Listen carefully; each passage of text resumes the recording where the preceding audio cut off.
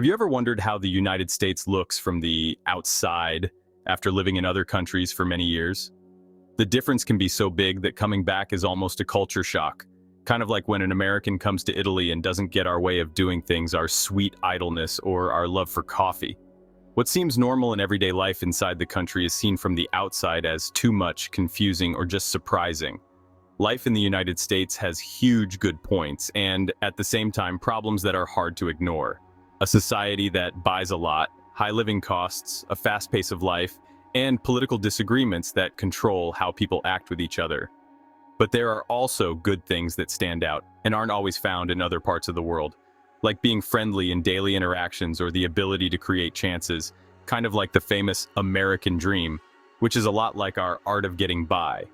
Today, we're going to look closely at how this country is in 2025, from the view of someone coming back after a long time away. Get ready, because nothing is as simple as it seems. First, obesity and the public health crisis.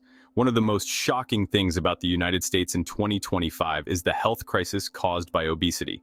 New numbers show that over 40% of grown-ups are obese, and if we include those who are overweight, that number goes up to almost 3 out of 4 adults.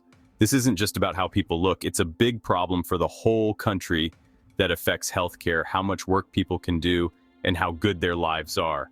What's really surprising is how much these numbers change from place to place. In the countryside, there are even more people who are obese than in cities, with over 48% of people affected. Meanwhile, super processed foods are still a huge part of what people eat every day. This is a big difference from other countries where fresh, in-season foods are normal, like in Italy, where a good plate of pasta or real pizza is often chosen over any fast food. It's strange because the United States makes a lot of food, but not everyone can easily get healthy food. In many neighborhoods, it's easier to find a fast food place than fruits or vegetables, which is very different from our local markets. Obesity has also become a clear sign of how much people in America overdo things in their daily lives. It's a mix of not moving enough, eating huge amounts of food, and aggressive advertising for products that aren't very healthy. Even though there are efforts to change this, the problem keeps getting bigger. This makes us wonder if the food and healthcare systems really care about people's health, or just about making money for big companies. 2. Expensive and questionable internet. In a country that brags about being a world leader in new ideas and technology, it's pretty shocking to see that internet access in the United States is still expensive, and, in many cases, just doesn't work well. In 2025, the average price for a broadband connection is around $67 a month, which is one of the highest in the world. Even though the average speed has gotten better over the years, now hitting about 214 megabits per second, you don't really get your money's worth. In fact, the United States is still behind globally when you look at how much you pay for each megabit you get, falling behind many European, Asian, and even Latin American countries. The digital divide is still a big problem. While in big cities you can get fast and pretty stable internet, in rural areas, it's still really hard to get reliable service. This creates unfairness in schooling, jobs, and social life, because more and more parts of daily life depend on being connected. The weird thing is, even with these high prices, customer service from providers often gets constant complaints. Signal cutting out, long wait times, and not much real competition, since the market is run by just a few big companies. So something that's super important for modern life ends up being a real pain. Meanwhile, in much smaller countries or those with weaker economies, internet access can cost half as much and have fewer problems. This big difference clearly shows that the American telecommunications system cares more about company profits than about people being able to get online and having fair access. 3. Excessive consumerism and materialistic culture. Few things are as striking when returning to the United States as the intensity of its consumerism. Just walking into a supermarket is a sensory explosion. Endless aisles, dozens of brands of the same product, enticing offers, and a meticulously orchestrated marketing strategy to encourage impulse buys. Food portions in restaurants seem big enough to feed 2 or 3 people. Shopping malls are like cities built for spending, and even free time is often tied to spending money. The constant message is bigger is better, and this way of thinking applies to almost everything, from cars and homes to technology or fashion. Advertising plays a huge role. Billboards, screens, and TV ads constantly try to make you believe you always need something new, more modern, faster, more expensive. Even the culture of instant gratification, with home deliveries in just a few hours, reinforces the idea that you don't have to wait for anything. However, all this extra stuff comes at a cost, both for your mind and your wallet. Many people feel pressured by society to fit in by showing off their success through material things, which leads to debt, money worries, and a feeling of emptiness. Interestingly, in other cultures, being modest is a sign of being stable, while in the United States, showing off wealth is still seen as a sign of success. This difference shows how much shopping has shaped the country's identity, and even though it can be easy to get all kinds of products, it also makes us wonder if having so much really makes us happy, or if it just keeps us in a never-ending cycle of wanting things and only feeling good for a short time. Fourth, the fast-paced lifestyle. Life in the United States often feels like a constant race. Everything is about work and being productive, which leaves little room for real rest. In big cities, you can feel the speed everywhere, from the traffic to how people eat, almost always in a hurry and often in front of their computer. Even with more people working from home, folks often don't take real breaks, and lunch turns into a quick distraction between meetings or emails. This is very different from other countries where meals are seen as social, almost sacred times, to relax and share. In Italy, for example, it's common to enjoy long breaks after meals or nice afternoons in the town square or at a cafe, maybe sipping coffee. But in the United States, it's all about being efficient. Free time is seen as wasted time, and this creates a culture of burnout that becomes normal even when you're young.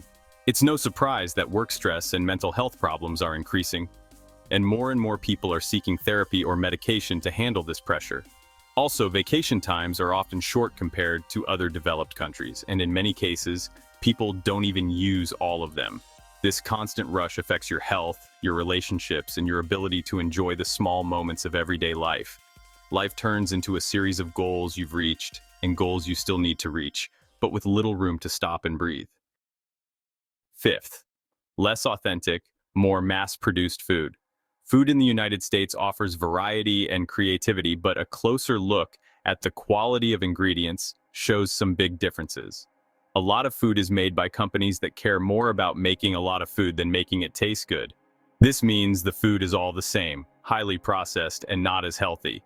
The result is that many dishes, no matter which restaurant you go to, often taste the same. We could say it's missing that special something we know from regional Italian cooking. Unlike countries where local markets decide what's in season, in the United States you can find almost any fruit or vegetable any time of year.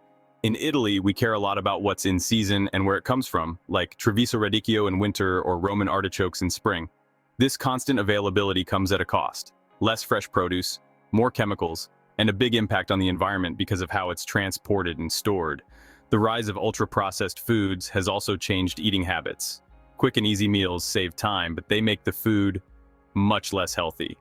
We could compare them to canned pasta e fagioli, which often isn't the first choice. Even though there are moves towards organic and local foods, these are often more expensive and not everyone can get them. This makes things unfair. While some people can choose healthy options, many depend on cheaper products, which are often the least healthy. The problem is clear. In a country with lots of farm resources, millions of people eat low-quality food that directly affects their health and makes problems like obesity worse. Also, the culture of giant portions makes people think more is always better, even if too much is bad for you. Sometimes we just want good, old-fashioned Italian home cooking in normal portions. Food, which should be a simple and natural pleasure, becomes a reflection of the same consumer mindset that rules other parts of life. Sixth point, alcohol and social escape. Drinking alcohol in the United States shows a special pattern. It's more than just a cultural thing, it often becomes a way to escape. In many cities, the weekend starts on Friday afternoon and goes all the way to Sunday night, with get-togethers that are almost all about drinking. The difference from other cultures is in why people drink. In countries like Spain, Italy, or France, wine or beer are enjoyed every day in small amounts and in social settings like part of a meal and shared time. In the United States, though, alcohol is often drunk fast, with the goal of getting drunk and letting go of the stress built up during the week. This happens for a few reasons: long workdays, social pressure, and a lifestyle that values being busy, but rarely helps with real rest. So, alcohol becomes a quick way to let off steam, even if the long-term results are not good. Numbers show more heavy drinking, especially after the pandemic, when being alone and unsure pushed up alcohol sales. It's funny, But this habit exists alongside a fitness culture that values taking care of your body and being active. This shows the mixed-up nature of a country where too much and too little are always tangled together. The way people relate to alcohol in the United States isn't just about having fun with friends. It shows a need to escape, a way to take a break from the demands of a world that rarely offers a moment of peace. Number 7, friendly customer service but shallow relationships. One of the most surprising things for people visiting the United States is how friendly the service is in restaurants, stores, or bars. The tipping system, which is a big part of American culture, makes employees and service providers want to be warm and helpful. Also, it's common to start talking to strangers, which might seem weird or even rude in many other countries. This easy way of talking makes it seem like the United States is a friendly place, where people appear open and ready to help. But this friendliness doesn't always lead to deep or lasting friendships. When many people try to make closer friends, they hit a wall. The talks stay on the surface about everyday or simple things. Social life often revolves around work or immediate plans, which makes it hard to find time for more personal or deep conversations. On the other hand, in other countries, it's normal for relationships to grow slowly and get stronger with trust over time. In the United States, the culture of wanting things now and always moving around means that even friendships can feel like they don't last long. This mix creates a strange situation. You feel like you're in a friendly and social place, but it can be harder to find real connections than it seems. 8th, polarized media and simplified discourses. The influence of media in the United States is clear, and one of the biggest shocks after years away is how strongly they report the news. The main story they tell is about fear, violence, politics, and health problems, always focusing on arguments. Unlike many countries where there are more political parties and different voices, the American system simplifies into two big groups, feeding the idea of us versus them. This split turns politics into a show, kind of like football, where you're encouraged to root for one team and dislike the other. Opinion shows, social media, and 24-hour TV make this tense feeling worse, creating a sense of constant conflict. The problem is that this environment doesn't just change how we see things, but also everyday life. Neighbors, family, and coworkers can become unfriendly just for having different ideas. Also, the media tends to focus too much on bad news, which creates a twisted view of the world as if everything is in trouble. This too much exposure to arguments and fear hurts everyone's mental health, making anxiety and gloominess worse. So, the media doesn't just give information, but actively shapes how people interact with each other, keeping a cycle of division that seems to never end. 9. Systemic contradictions. The United States projects an image to the world of being the best at everything, from the economy to education, from technological innovation to health. However, looking at global numbers shows a more complicated truth. In areas like happiness, how long people live, safety, or everyone having access to healthcare, the country isn't at the very top, falling behind other developed nations. This difference creates a gap between what is officially said and what many citizens experience every day. Wealth and chances are definitely there, but they exist with big inequalities. Millions of people live close to being poor, even though they work full-time, and the healthcare system is out of reach for many because it costs so much. Having great technological advances at the same time as basic problems in roads and buildings, in education and housing is also surprising. The story of a land with endless opportunities is true for some, but it's not for everyone. The country moves forward in new ideas and creativity, but it also carries old problems that hold back its own potential. This double nature of greatness and lacking reflects a constant puzzle. That of a global giant that can go to the moon but can't make sure everyone has enough food, is treated fairly, or has affordable medical care for all its people. 10. The persistent digital divide. Even though the United States is proud to be home to some of the world's most important tech companies, the digital divide within the country is still clear. In big cities, you can get fast internet and the newest devices, but in rural areas and less well-off communities, the situation is very different. Millions of people still don't have stable or affordable internet access, which limits their chances for education and jobs. In a world that depends more and more on being connected, this unfairness becomes a roadblock to progress. Students who need to take online classes face huge problems if they don't have a good connection, and professionals working from home run into problems that make them less competitive than those living in cities. The digital divide also shows up in getting information and government services, many of which are almost only online. It's strange that the country at the front of the tech industry hasn't been able to make sure all its citizens get the same benefits from this new technology. This situation shows we need more fair policies and investments to make sure that digital access doesn't depend on where you live, but is a basic right in the 21st century. Final thoughts. Freedom with responsibility. The United States is, without a doubt, a country of contrasts. It creates new ideas, a strong economy, and endless chances. But it also shows the cost of a system that cares more about winning and being an individual than about people working together. The result is a lively and powerful nation, but it's full of inner problems. Lots of wealth right next to poverty, medical progress running into millions of people who can't get affordable health care, and freedom of speech living with more and more division.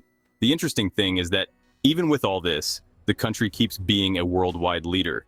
The key is how each person understands and lives in this place. Living in the United States means always having to decide what to buy, what to believe, how to deal with what society and the media tell you. In the end, being in this country makes you think about how to balance freedom and being responsible between doing well for yourself and everyone doing well together. It's not just about taking the chances given to you, but also about questioning your shopping habits, how you build relationships, and how you take part in society.